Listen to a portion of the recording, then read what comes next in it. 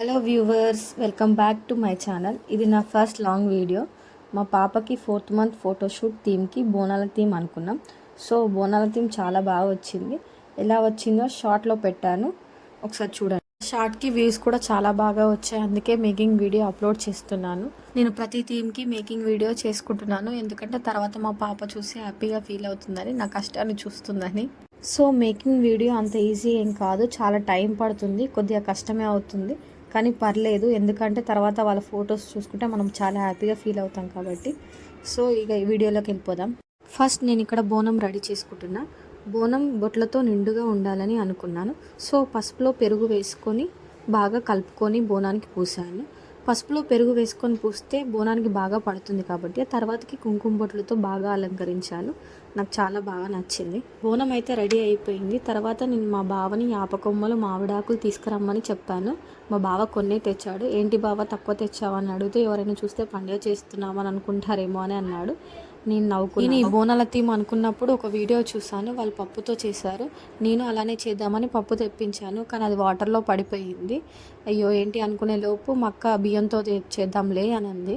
అప్పుడు నేను బియ్యం వైట్గా ఉంటాయి కదా, వద్దులే అని అంటే బ్యాక్గ్రౌండ్ వేరేది పెడదాంలే పర్లేదు అని చెప్పింది. అప్పుడు నేను ఆకులు గ్రీన్లో ఉంటాయి కదా, అంత సెట్ కాదు, వైట్ అయితేనే బాగుంటుంది, ఒక పని చేద్దాం, బియ్యంలో పసుపు వేద్దాం, అవి వాడుకోవచ్చు తర్వాత పసుపు వేసిన తర్వాత, అట్లా యూజ్ చేద్దామని చెప్పాను.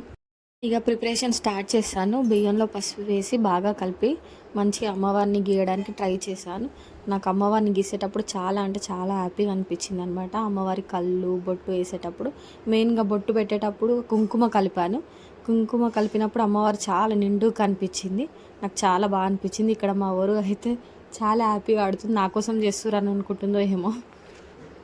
గీసింది చిన్న బొమ్మ అయినా అది అమ్మవారి రూపు అయినందుకు నాకెందుకో చాలా అంటే చాలా హ్యాపీగా అనిపించింది. ఇంత మంచిగా నేనే వేసాను అని నాకు అనిపించింది. నా చేతులతో వేసాను, చాలా తృప్తిగా అనిపించింది. తర్వాతకి చాలా మురిసిపోయాను కూడా, అమ్మవారి రూపు నా చేతులతో అని. అది చిన్నదైనా ఎంతో సంతోషాన్ని ఇస్తుంది మనకు. తర్వాత నేను మా వరుకి మంచి పట్టులంగా కుట్టించాను ముందు రోజే. అది చాలా తక్కువ ధరలు అయింది. ఎంత అయింది ఏంటి అనేది మీరు నెక్స్ట్ వీడియోలో వస్తుంది చూడండి. గీసేటప్పుడు మా అక్క కాటుక డబ్బాలు పెడదాంలే బాగుంటాయి అని చెప్పింది, 2 ఉన్నాయి కదా అని. అప్పుడు నేను అవి చిన్నగా అవుతాయి, వద్దు ఏదైనా కాటన్ బాక్స్ వెతుకుదాం, శారీది ఏమైనా ఉందా అనుకున్నా, కానీ దొరకలేదు. తర్వాతకి ఏదో శారీ పోస్టర్ దొరికింది. అప్పుడు నేను అవి 2 తీసి పెట్టాను అనమాట. ఓవరాల్గా అమ్మవారి రూపం అయితే చాలా అంటే చాలా బాగా వచ్చింది, నాకైతే నచ్చింది. మీకు కూడా నచ్చితే లైక్ చేయండి, ఎంత నచ్చిందో అనేది కామెంట్లో చెప్పండి. ఇలాంటి వీడియోస్ కోసం సబ్స్క్రైబ్ చేసుకోండి.